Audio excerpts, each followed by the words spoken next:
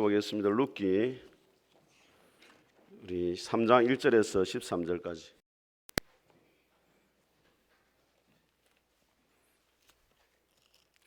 룻기 3장 1절에서 13절까지 405페이지입니다.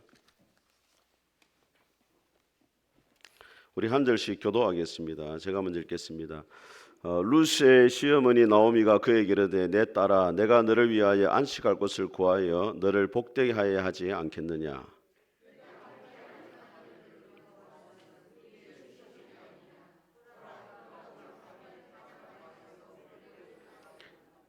그런 정도는 모욕하고 기름을 바르고 의복을 입고 타작마당에 내려가서 그 사람이 먹고 마시기를 다하기까지는 그에게 보이지 말고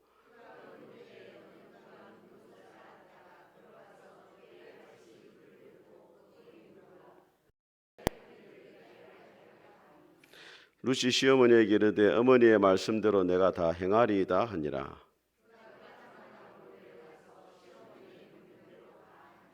보아스가 먹고 마시고 마음이 즐거워 가서 곡식단 더미 끝에 눕는지라. 룻이 가만히 가서 그의 발치 이불을 들고 거기 누웠더라.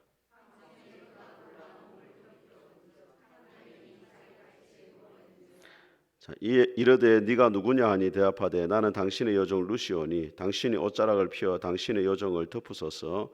이는 당신이 기업 물을 자가 됨이니이다 하니.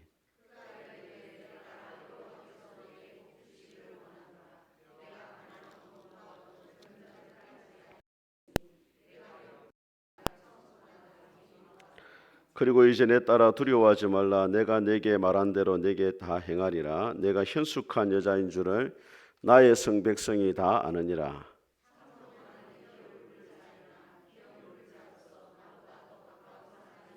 같이 읽겠습니다. 이 밤에 여기서 머물 아침에 그가 기업 물을 자의 책임을 네게 이행하려 하면 좋으니 그가 기업 물을 자의 책임을 행할 것이니라.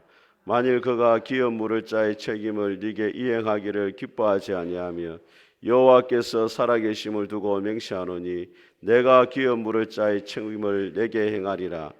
아침까지 누워 있을지니라 하는지라. 아멘.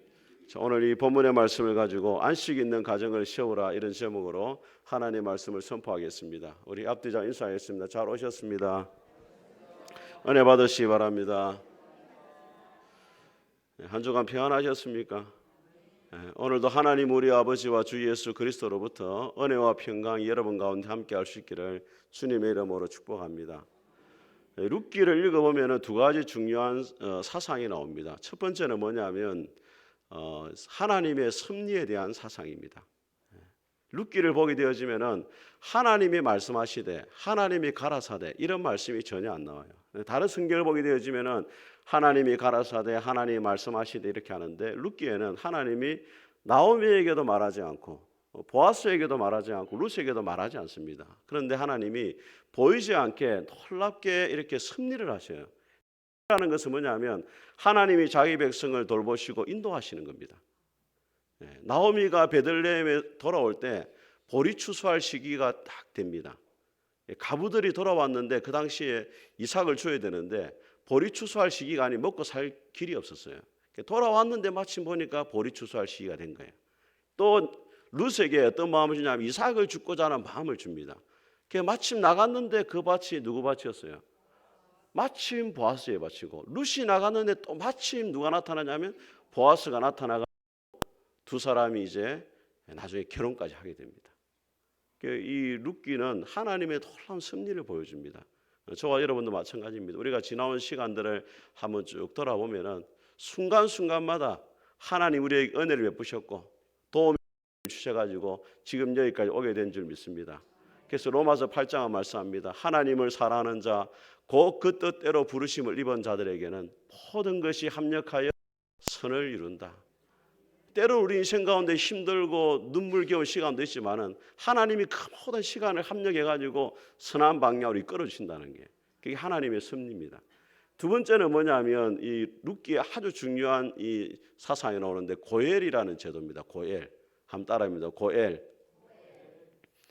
이 고엘이라는 말은 다른 말로 하면 기업 물은 자 이렇게 되어 있습니다. 2장 20절을 같이 한번 읽어보겠습니다. 시작. 나오미가 자기 며느리에게 이르되 그가 여호와로부터 복받기를 원하노라. 그가 살아있는 자와 죽은 자에게 은혜 베풀기를 거치지 아니하도다 하고, 나오미가 또 그에게 이르되 그 사람은 우리와 가까우니 우리 기업 물을 자 중에 하나이니라 하니라. 자, 기업을 물은다는 말은 무슨 이야기냐면 회복시켜 준다, 구속해 준다, 도움을 준다 이런 뜻이거든요. 여기서 말하는 기업이라는 말은 우리가 말하는 뭐 중소기업, 대기업을 말하는 게 아닙니다. 하나님이 이스라엘 백성들에게 물려주신 땅을 기업이라 말하는 게, 땅이 가장 큰 재산이거든요. 그 땅을 형편이 어려워가지고 팔아버렸어요. 그러면 가까운 친족 중에 한 사람이 땅을 다시 사주는 것을 기업을 물어준다 이 말이에요. 우리가 물건 잘못 사면 어떻게 합니까? 물어달라잖아요. 다시 원래대로 회복시켜 달라잖아요. 그 말입니다. 기업을 물어준다는 말이. 땅을 잃어버렸는데 다시 되찾아두는 겁니다. 그런데 아무리 땅을 가져도 아들이 없으면 그 땅이 그 가문에 속하지를 못하는 거예요, 나중에는. 그래서 만약에 친족 중에 한 사람이 아들이 없이 죽었다, 그러면 그 미망인과 결혼을 해가지고 아들을 낳아주는 권리와 의무가 또 기업 물을 짝에 있어요. 땅도 되찾아주고 뭐도 낳게 해준다? 아들도 낳게 해주는 것이 기업 물을 자가 해야 될 일입니다. 그런데 기업 물을 자가 되기 위해서는 반드시 세 가지 조건이 필요합니다. 첫째는 뭐냐면 가까운 친족이어야 되고, 두 번째는 뭐냐면 능력이 있어야 돼요. 땅을 사줘야 되니까. 이거는 때로는 손해를 봐야 되는 겁니다. 그러니까 뭘 해야 되냐? 자원을 해야 돼요. 아무리 가까운 친족이라도 나는 자원하지 않겠다, 그 사람의 기업을 물어주지 않겠다라고 하면은 그냥 도움을 받지를 못하는 겁니다. 그런데 이 룻기는 단순히 이 기업 물을 자인 보아스와 룻의 사랑 이야기를 말해주는 것이 아니고, 우리가 죄를 지어가지고 영적으로 파산했는데 예수님께서 십자가에 돌아가시고 부활하심으로 우리가 잃어버렸던 하나님의 모든 영적인 기업을 예수님이 되찾아 주신다, 그것을 룻기를 통해서 우리에게 말씀하고 있는 것입니다. 저는 기업 물을 자 되신 예수 그리스도를 만나게 되므로 영적 부요함이 여러분의 있기를 주님 이름으로 축복합니다. 자, 오늘 이 본문의 말씀은 이 나오미가 룻과 보아스를 결혼시키는, 중매를 시키는 그런 이야기예요. 그래가지고 룻에게 안식을 주는 그런 이야기입니다. 오늘 본문의 말씀을 통해 가지고 우리가 어떻게 하면 안식 있는 가정을 세울 수 있는지 하나님의 음성을 듣도록 하겠습니다. 우리 1절 말씀을 같이 한번 읽어보겠습니다. 시작. 룻이 시어머니 나오미가 그에게 이르되 내 딸아, 내가 너를 위하여 안식할 곳을 구하여 너를 복되게 하여야 하지 않겠느냐. 첫 번째는 기업 물을 자 대신 예수님을 만나야 안식을 얻을 수 있어요. 여기서 말하는 안식은 뭘 말하냐면 결혼을 이야기하는 겁니다. 그 당시에 여자들은 촌남자를 만나가지고 결혼을 해가지고 자녀를 낳는 것이 가장 일생일대 행복과 안식이라고 생각했어요. 그래서 안식을 줘야 된다 이 말은 너를 뭐 해야 된다? 결혼을 시켜야 되겠다는 거예요. 근데 이전에 여러분, 나오미가 베들레헴으로 돌아올 때 며느리들이 따라왔습니다. 따라오니까 뭐라고 이야기했습니까? 어머니 집으로 돌아가랬어요. 왜냐하면은 두 가부가 베들레헴에 와가지고 좋은 사람 만날 확률이 없었기 때문에. 누가 가부들을 좋아하겠습니까? 또 돈이 많으면 좀 몰라요, 좀 달라집니다. 그런데 돈도 전혀 없고 가부인데, 특별히 모압 여자들은 유대인들이 싫어합니다. 상종을 안 해요. 그 유대 땅으로 돌아와가지고는 도무지 결혼할 수 있는 길이 없으니까 나오미가 어떻게 했냐면 돌아가랬어요. 모압 땅에 가가지고 재혼해서 살아라, 돌아가라, 그렇게 하겠어요. 나오미가 인간적인 눈으로 볼 때는 이 룻이 결혼할 수 있는 가능성이 전혀 없었습니다. 그런데 하나님의 눈으로 보니까 희망이 있고 길이 열리는 것을 보게 되어집니다. 여러분, 믿음이라는 것은 우리의 눈으로 우리의 문제를 통해 가지고 하나님을 바라보는 것이 아니고 하나님의 눈으로 문제를 바라보는 겁니다. 인간의 눈으로 바라보면은 도무지 길이 안 보이고 방법이 없지만은 하나님께는 모든 것이 가능한 줄 믿습니다. 저는 여러분의 인생에 어려운 문제를 만날 때마다 문제를 통해서 주님을 바라보는 것이 아니라 주님의 눈으로 그 문제를 바라볼 수 있게 되기를 주님의 이름으로 축복합니다. 자, 나아가서 오늘 이 보아스와의 룻과의 결혼을 통해 가지고 우리에게 무엇을 말해주냐면 예수님과 우리와의 관계가 어때야 되느냐, 그것을 보여주는 거예요. 성경은 예수님 우리의 신랑의 말하고 우리는 예수님의 신부라고 이야기합니다. 그래서 우리가 참된 안식을 누리기 위해서는 이 세상에서 누구를 만나야 되느냐? 신랑 대신 예수님을 만나야만이 참된 안식을 누릴 수 있다. 그렇게 이야기해요. 요한복음 4장에 보게 되어지면은 수가성에 한 여인이 나옵니다. 그 예수님이 길을 가다가 수가성에 우물가에 앉았어요. 그 여자가 물 기르러 와요. 여자한테 묻습니다. 네 남편을 데려와라 했어요. 그 여자가 뭐라고 합니까? 나는 남편이 없습니다. 그 예수님이 네가 남편이 없다는 말이 옳다. 네가 5명의 남편이 있었지만은 또 지금도 다른 남자하고 살고 있지만 그 남편도 너의 남편이 아니기 때문이다. 그러면 이야기합니다. 이 물을 먹는 자는 다시 목마르거니와 내가 주는 물을 먹는 자는 영원히 목마르지 아니하리니 내가 주는 물은 네 속에서 영생하도록 솟아나는 샘물이 되리라. 그 어떤 남자와 살아도 네가 만족이 있었지만은 이제는 나를 예수님을 너의 남편 삼고 살아갈 때 내 인생에 진정한 만족이 있을 것이다. 그것을 예수님이 말씀하신 겁니다. 여러분, 이 세상에 우리에게 만족을 줄 수 있는 거 아무것도 없습니다. 요즘 이 TV를 한 번씩 보면은 이제 마약이 지금 막 유행하잖아요. 마약이 왜 유행합니까, 여러분? 세상의 즐거움을 아무리 누려봐도 만족이 없으니까 최종적으로 가는 게 뭐예요? 마약으로 가는 거예요. 근데 그 마약도 결국에는 그 사람을 살리는 게 아니고 그 사람을 죽이는 것입니다. 예수님께서 말씀하십니다. 수고하고 무거운 짐진 자들아 다 내게로 오라 내가 너희를 쉬게 하리라. 여러분, 룻이 보아스를 만나기 전까지는 매일 나가서 이삭을 주어야 됐습니다. 인생에 참된 쉼이 없었어요. 그런데 보아스를 남편으로 맞이하는 순간 룻의 인생 참된 만족과 안식을 누리게 되어집니다. 저는 여러분들이 인생 가운데 정말로 예수님을 여러분의 남편으로 삼고 참된 안식을 누리며 살아갈 수 있기를 주님의 이름으로 축복합니다. 두 번째로 안식을 얻으려면 하나님 말씀에 순종을 해야 됩니다. 우리 2절과 4절을 천천히 한번 읽어보겠습니다. 시작. 네가 함께하던 하녀를 둔 보아스는 우리의 친족이 아니냐. 보라 그가 오늘 밤에 타작마당에서 보리를 까불리라. 그런즉 너는 모욕하고 기름을 바르고 여복을 입고 타작마당에 내려가서 그 사람이 먹고 마시기를 다하기까지는 그에게 보이지 말고 그가 누울 때에 너는 그가 눕는 곳을 알았다가 들어가서 그의 발치에 이불을 들고 거기 누우라. 그가 네 할 일을 내게 알게 하리라 하니. 자, 오늘 이 말씀은 룻기에서 가장 논란이 많이 되는 말씀입니다. 우리는 성경에 적혀 있으니까 아, 성경에 이런 이야기 있구나 이렇게 넘어가잖아요.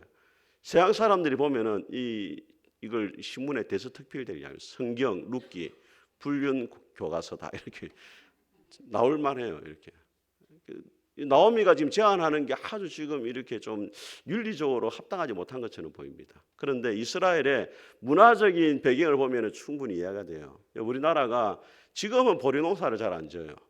제 어릴 때는 보리 농사를 지었거든요. 벼가 수확이 많이 안 났기 때문에 또 먹고 이 음식이 별로 없었어요. 그래서 보리를 먼저 수확하고 그 다음에 이제 그 논에다가 뭘 심냐면 이제 모내기를 하는 겁니다. 거기 끄떡끄떡 하신 분 중 옛날 사람이에요. 그 이스라엘도 보리 추수를 먼저 하고 나면 그 다음에 뭘 추수하냐면 밀을 추수해요. 그 시간이 얼마냐면 7주입니다. 그러면 룻이 얼마 동안 이삭을 주운 겁니까? 7주 동안 보아스 밭에 가서 이삭을 준 거예요. 2달 정도. 그러면 룻하고 보아스하고 좀 가까워졌겠어요? 안 가까워졌겠어요? 가까워지죠. 이제 엄청나게 가까워지죠. 나오미가 날마다 물어봤어요. 오늘 보아스 왔더나? 보아스가 뭐라더나? 오늘 일찍 왔대. 이러면서 뭐 안 주더나 이래. 오늘은 물만 준 게 아니고 내 몸에 가까운 물이라고 포카 줬습니다. 또 다른 거 안 주더나. 오후에 아이스크림도 주더니 무슨 아이스크림? 밥 한 밥 누가 봐? 아니 설레임을 줬습니다. 당신 볼 때마다 생각난다. 그래서 그런 이야기를 탁 듣고 나니까 이제 보아스 그 나오미가 이제 탁 느낌이 왔어요. 야, 보아스가 마음이 있다. 룻과 보아스를 결혼을 시켜야 된다. 전략을 세웠어요. 그 전략이 내가 지금 첫째, 타작마당이 있는 밤에 찾아가야 된다. 두 번째, 목욕을 하고 기름을 바르고 옷을 입고 가라. 세 번째, 바로 가지 말고 보아스가 누워 잘 때 살짝 가가지고 그 이불 밑으로 들어가라. 이렇게 했어요. 네 번째, 그러면은 보아스가 말을 할 거다. 그렇게 이야기를 했어요. 여러분, 현대의 심리학자들이 프로포즈를 할 때 우리 청년들 잘 들어야 됩니다. 세 가지가 딱 중요하대요. 프로포즈에 성공하려면 첫째, 밤에 해야 된다는 거예요. 사람이 낮에는 긴장을 하고 있기 때문에 밤에는 긴장이 풀리기 때문에 밤에 프로포즈를 하면 성공할 확률이 높다는 거예요. 두 번째, 바람 부는 날을 선택해야 돼요. 바람이 부는 날에 음이온이 증가하기 때문에 기분이 좋아진다는 거예요. 그래서 여러분 청년들이 프로포즈를 하면 일기예보를 꼭 확인해야 돼요. 오늘 바람이 부는지 안 부는지. 세 번째, 최대한 자기를 잘 표현을 하고 가라는 거예요. 오늘 나오미가 뭐라 말합니까? 목욕을 하고 또 기름도 바르고 옷도 갈아입으라는 거예요. 오늘날로 말하면 기초 화장도 하고 볼터치도 좀 하고 아이라인도 그리고 립스틱도 바르고 귀걸이도 좀 하고 또 이렇게 옷을 입고 가라는 거예요. 자, 이걸 보고 어떤 사람 그렇게 말합니다. 나오미가 너무 인간적이다 이렇게 말해요.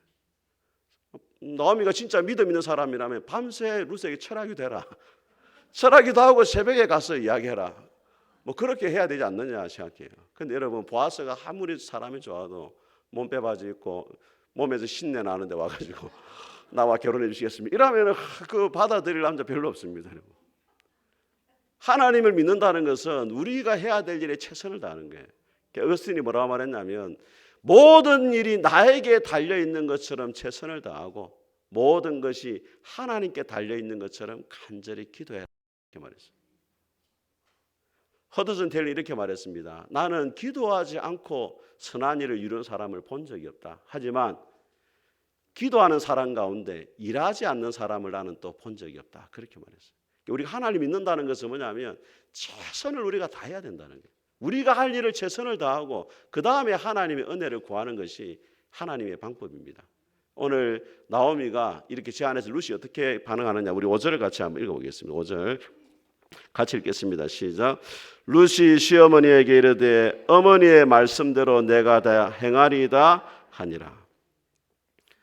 여러분 나오미의 이 제안을 룻이 받아들이기가 참 쉬운 게 아닙니다. 여러분 한번 생각해 보세요. 밤에 몰래 사람이 남자가 자고 내 들어가잖아요. 보아스가 아무리 룻을 좋게 봤지만은 좀 부정하잖아요. 좀 이렇게 밤에 외간 남자한테 안 좋게 할 수 있습니다. 그러면 룻이 이미지가 먹칠이 되는 거고 베들레헴에 살아가기 힘든 거예요. 근데 오늘 왜 그럼 룻은 이 나오미의 말에 순종을 하느냐? 단순히 나오미의 말에 순종한 게 아닙니다, 여러분. 고엘이라는 만드신 하나님의 말씀에 내가 순종합니다. 보아스를 통해 가지고 기업 물을 자인 보아스를 통해 가지고 우리의 가문을 다시 세우고자 하는 것이 하나님의 뜻이라는 확신이 들었기 때문에 그 하나님의 뜻에 자기를 던지고 있는 거예요, 여러분. 그러니까 이 오늘 룻은 나오미의 말이 아니라 하나님의 말씀 앞에 절대적으로 순종합니다. 이런 고백을 하고 있는 것입니다, 여러분. 자기에게는 손해가 올 수 있고 불이익을 당할 수 있지만 하나님이 그렇게 말씀하셨기 때문에 그 고엘이라는 제도가 나를 통해서 이루어지기를 원합니다. 이렇게 고백하고 있는 겁니다. 우리가 하나님 믿는다는 것은 뭐냐면 하나님의 말씀에 우리의 삶을 맡기는 겁니다. 잠언 14장에 말씀합니다. 어떤 길이 사람이 보기에는 바르나 필경은 사망의 길이라 웃을 때에도 슬픔이 있고 즐거움의 끝에도 근심이 있느니라. 걸어가는 길이 순간에는 보이지만은 마지막에는 슬픔이 있고 그 끝에는 기쁨이 없다는 거예요. 인간이 걸어가는 길이. 그렇지만 하나님 말씀대로 살아가면은 순간적으로 손해를 보는 것처럼 보이지만 결국에 우리에게 뭐가 되느냐? 덕이 된다는 거예요. 제가 읽은 책 가운데 나는 정직한 자의 형통을 믿는다라는 책이 있었습니다. 그 한국인의 가운데 기업인들의 이야기입니다. 이렇게 쭉 몇 사람 이야기를 적어놨어요. 그 중에 누가 있냐면 이랜드를 만드는 박성수 회장의 이야기가 있었습니다. 박성수 회장이 처음에 이제 뭐 이대 앞에서 작은 구멍가게로 시작했잖아요. 이게 옷가게를 시작하거든. 나중에 이 옷가게가 이제 크게 이제 번창을 해가지고 기업이 되잖아요. 그 IMF가 왔을 때 많은 기업이 부도가 납니다. 이랜드도 부도 위기에 왔어요. 직원들이 농성을 하고 이 박성수 회장이 사랑의 교회 장로님이었는데 사랑의 교회까지 찾아와가지고 확 데모를 했어요. 너무 힘들었습니다. 근데 하나님께 간절히 기도했어요. 새벽마다 기도했어요. 그러니까 하나님이 길을 열어주시는데 외국인 투자 회사가 왔어요. 5억 달러 가지고 일부를 투자했습니다. 이랜드에. 근데 신기한 건 물어보니까 그 남은 돈이 있으면 다른 기업들 이렇게 사면 되는데 헐값이니까 그때는 IMF 때 기업들이 다 이렇게 망하기 직전에 헐값이 다 내놨는데 안 사는 거예요. 그 왜 안 사냐 물어보니까 다른 기업을 살려고 하면은 항상 두 개 들어가는 거예요. 이중장부를 쓰고 있더라고요. 이랜드를 왜 샀느냐? 당신의 회사는 장부가 하나밖에 없었기 때문에 내가 당신의 기업을 도와줬다는 거예요. 그러면서 그 박성수 회장 이렇게 이야기합니다. 정직하면 언제나 손해를 봅니다. 그러나 결정적일 때는 정직해서 살아나는 것입니다. 말씀대로 살면은 늘 손해 보는 것처럼 보이면 실제로 손해도 봅니다. 하지만 끝내는 말씀대로 사는 그 시간이 우리를 살려준다는 거예요. 여러분, 우리가 신호등을 건널 때 무엇을 판단으로 신호등을 건넙니까? 내 생각대로 신호등을 건너는 건 아닙니다. 신호등의 색깔을 보고 건너야 돼요. 빨간색이면 건너면 안 되고 파란색이면 건너야 됩니다. 근데 시편 119편에 뭐라 말하냐면 주의 말씀은 내 발의 등이요 내 길의 빛이다. 그렇게 말해요. 하나님의 사람의 기준이 뭐가 되느냐? 말씀이라는 거예요. 하나님의 말씀이 가라고 하면 가고 멈추라 하면 멈추고, 이게 하나님의 말씀의 삶이 되어야 된다는 겁니다. 저는 우리 푸른숲교회 모든 성도들이 아무리 손해가 되고 어려운 일이 있다 할지라도 하나님의 말씀에 그 좁은 길로 걸어갈 수 있기를 주님의 이름으로 축복합니다. 세 번째로 하나님께 맡기는 삶의 안식이 있습니다. 우리 9절을 같이 한번 읽어보겠습니다. 시작. 이르되 네가 누구냐 하니 대답하되 나는 당신의 여종 루시오니 당신의 옷을 피어 당신의 여종을 덮어서서 이는 당신이 기업 물을 자가 됨이니이다 하니. 자, 보아스가 밤에 이제 잠을 자고 그 당시에 이제 타작이 이루어지면 밤에 이제 먹고 잔치를 벌려요. 잔치를 벌리고 이제 다 곡식단 옆에 잡니다. 지키기 위해서 밤에 자요 밖에 주인이 자는 겁니다. 근데 그 한참 자고 있는데 발을 막 뻗어 보니까 뭐 걸려요. 그 툭 차 보니까 이게 누구 사람이 있는 거예요. 누구냐 하니까 또 루시 옛날에 몸빼반 입고 있다 지금은 이상한 치마를 입고 이렇게 오니까 잘 헷갈리가 누구냐 물어보니까 아 당신의 여종 루시입니다. 당신의 옷자락으로 나를 덮어주소서. 당신이 우리의 기업 물을 자가 됩니다. 이렇게 하는 거예요. 옷자락을 듣는다는 말은 두 가지 의미가 있습니다. 첫째는 뭐냐면 청혼을 받아달라는 거예요. 당신이 기업 물을 자가 되니까 그 의무를 해주십시오. 우리의 가문을 살려주십시오. 나를 통해서 자녀를 낳고 우리 가문이 다시 회복되기를 원합니다. 그런 뜻이 있어요. 또 하나는 뭐냐면 옷자락이라는 말은 여러분 카나프라는 단어인데 히브리어 날개라는 말하고 똑같아요. 당신의 날을 덮어달라 이 말이에요. 근데 여러분 룻기 2장에 보면은 보아스가 룻을 만났을 때 뭐라 말하냐면 여호와의 날개 아래 보호받으러 너에게 하나님이 상 주시기를 원한다. 당신이 하나님의 날개 아래 내가 왔다고 말했는데 나는 지금까지 이방인으로서 하나님도 모르고 살았고 소망이 없이 살았는데 이제는 하나님의 날개 그늘 아래서 내가 보호받고 참된 안식을 누리기를 원합니다. 그 고백을 한 거예요. 여러분 이 준다는 건 책임을 진다는 겁니다. 우리 청년들 함부로 옷 벗어주면 안 돼. 뭐 자매들이 춥다 옷 좀 벗어달라. 그 집으로 빨리 갈아야 돼. 그 옷 벗을 책임을 준다. 그래서 이 나중에 보아스가 다 입을 덮. 근데 문제는 뭐냐면 걸림돌이 하나 있었어요. 그게 뭐냐면 기업 물을 자가 만 있는 게 아닙니다. 이전에 2장에 보면 나오미가 말하냐면 보아스는 우리 기업 물을 자 중에 하나다 이렇게 말해요. 한 사람이 더 있는 거예요. 우선순위가 그 사람이 먼저입니다. 제일 가까워요. 그거는 한 4촌 되고 보아스는 한 8촌쯤 되는 거예요. 그 사람이 우선권이 있는 겁니다. 그래서 이 보아스가 이렇게 이야기합니다. 우리 12절 자 13절 다시 천천히 읽어보겠습니다. 시작. 참으로 나는 기업 물을 자이나 기업 물을 자로서 나보다 더 가까운 사람이 있으니 이 밤에 여기서 머무르라. 아침에 그가 기업 물을 자의 책임을 네게 이행하려 하면 좋으니 그가 기업 물을 자의 책임을 행할 것이니라. 만일 그가 기업 물을 자의 책임을 네게 이행하기를 기뻐하지 아니하면 여호와께서 살아계심을 두고 맹세하노니 내가 기업 물을 자의 책임을 네게 이행하리라. 아침까지 누워 있을지니라 하는지라. 우선순위가 보아스가 아닌 다른 사람이 있습니다. 아까 말씀드렸지만 기업을 물으는 건 자원하는 일입니다. 물질에 손해가 나는 일이에요. 그래서 그 사람이 혹시라도 포기하면은 그 다음에 누가 하겠다는 거예요? 보아스가 하겠다는 거예요. 자, 그럼 한번 생각해 보세요, 여러분. 나오미하고 룻이 처음부터 1번 순위에 있는 그 친족을 찾아가지 않고 왜 보아스를 찾아갔겠어요? 1순위 있는 사람은 찾아가면 되잖아요. 근데 왜 보아스를 찾아갔어요? 이 일이 희생이 따르고 섬기는 일이고 자원해야 될 일인데 보아스는 우리를 실망시키지 않을 것이라는 확신이 나오미에게 있었던 거예요. 우리 인생을 보아스에게 맡겼을 때 보아스는 반드시 우리의 가문을 책임져 줄 것이고 회복시켜 줄 것이고 구원해 줄 것이다. 그런 확신이 나오미에게 있었다는 거예요. 여러분 로마서 10장에 뭐라 말하냐면 주를 믿는 자는 결코 부끄러움을 당하지 않는다 그렇게 말해요. 여러분 돈 빌리러 갔는데 안 도와줄 때 얼마나 부끄럽습니까? 목사님 빌려봤습니까? 저도 빌려봤죠. 찾아가봤죠. 다 부끄럽더라고.